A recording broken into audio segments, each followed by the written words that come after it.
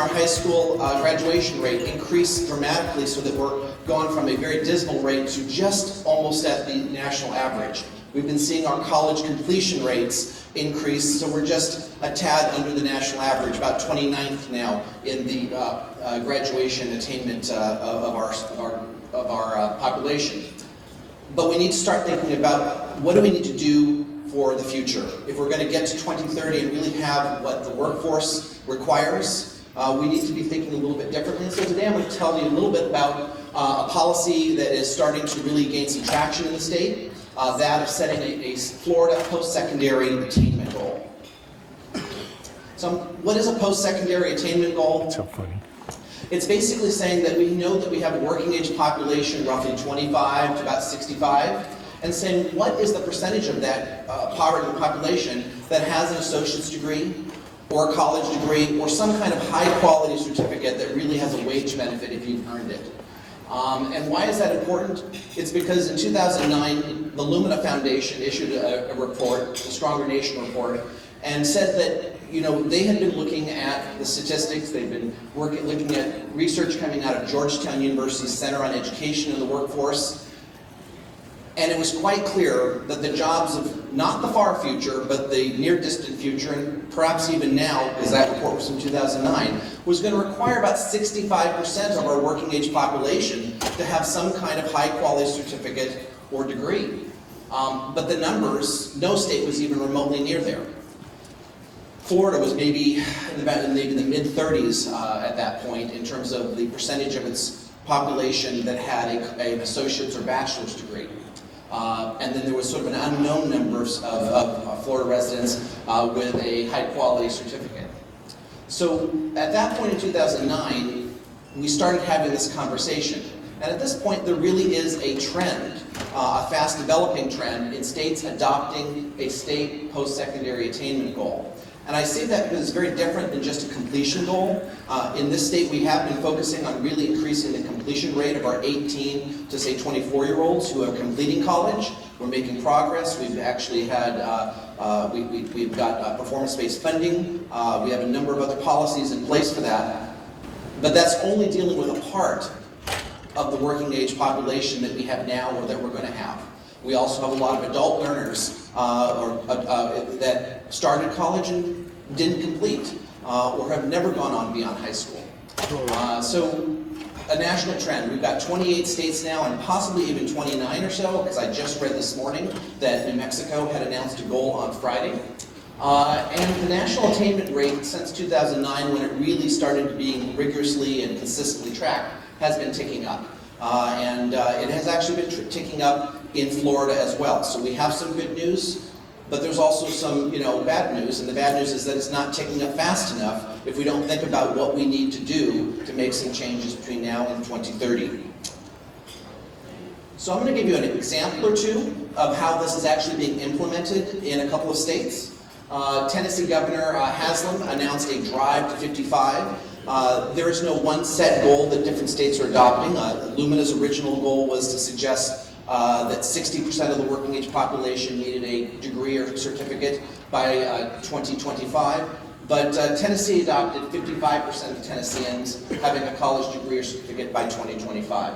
What I really wanted to focus on this is really just sort of the way that they framed the issue. Because it's not just an educational issue, it's a workforce issue, it's a business issue. And so the goal of the Drive to 55 Alliance in Tennessee was explicitly to generate greater private sector awareness, ownership of, and support for the long-term needs of that state in college entry, completion, adult education and training, identifying and closing skill gaps. So I wanted to mention that because I wanted to really make the explicit connection between education policy and everybody in this room who is employing people and trying to figure out how can we make our businesses better in this state.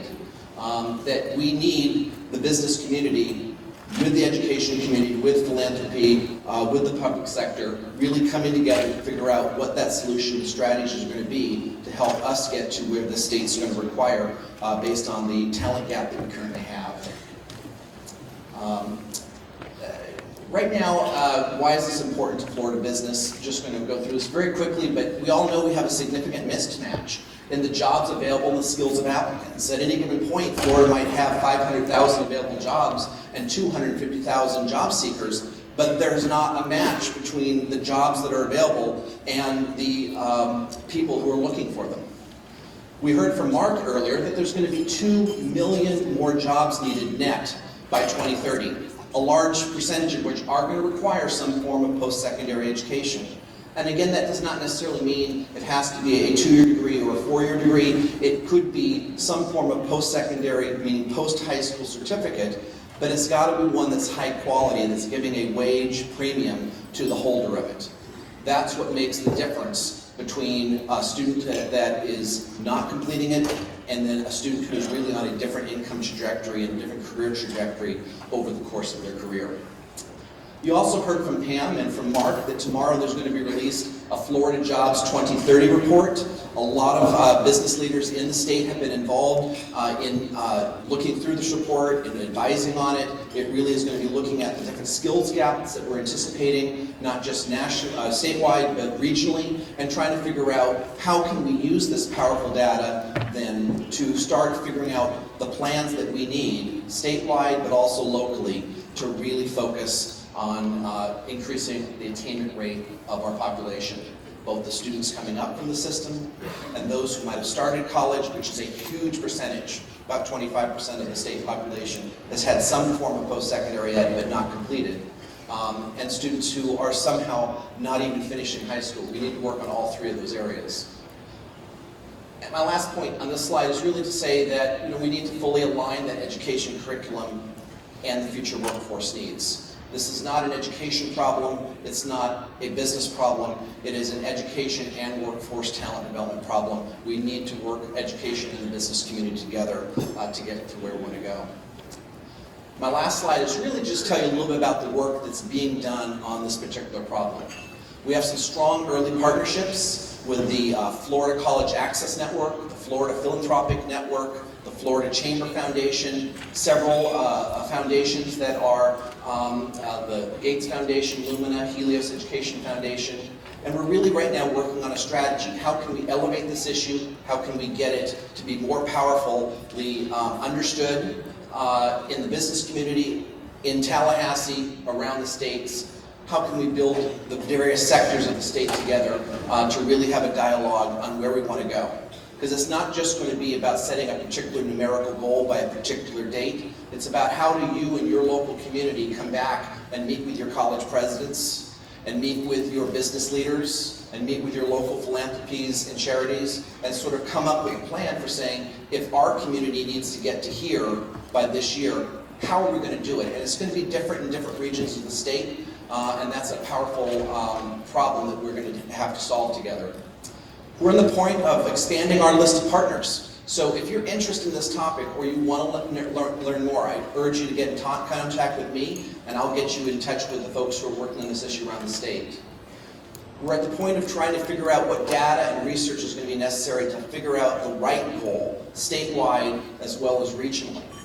And we're starting to think about preparing for the next steps of implementation, because if we can get Florida to the point where it adopts a goal, we have another 14 years worth of work to maybe get to 2030, if that's what the timeline is for, to say how we're going to get there. Again, I just ask you to just send me a quick email now. You got your phones out. I know you've been using it for polls. If you're interested in learning more, send me an email. I will get in touch, and we'll connect you with this movement that we're trying to build to set a state attainment goal. Thank you.